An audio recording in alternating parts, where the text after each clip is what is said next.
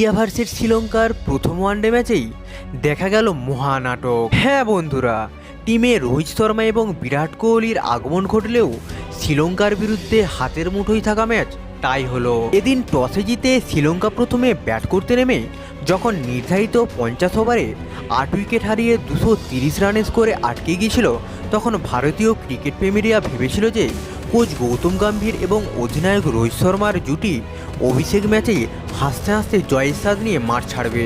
আর সেই আশায় জল ঢালল আরশদীপ সিং। 14 বলে 1 রানও করতে পারলেন না তিনি। প্রথমে যখন এই রান তাড়া করতে নেমে রোহিত শর্মা এবং সুমন গিলের ওপেনিং জুটিতে 12.4 ওভারে 75 রান উঠে গিয়েছিল, তখন সবাই ভেবেছিল যে ভারত অনায়াসেই জিতে যাবে। কিন্তু কথাতেই আছে না, ক্রিকেট মহান অনিশ্চয়তার খেলা। কথাটা খাঁটিও হয়ে গেল। শুক্রবার হাড়ে হাড়ে বুঝলেন ভারতীয় ক্রিকেটাররা। হ্যাঁ বন্ধুরা, শ্রীলঙ্কার বিরুদ্ধে হাতের মুঠোয় থাকা ম্যাচ টাই হয়ে গেল। জয়ের জন্য 231 রানের লক্ষ্য তাড়া করতে নেমে ভারত অল আউট হয়ে গেল 230 রানে। ঠিক যে স্কোর তুলেছিল শ্রীলঙ্কা।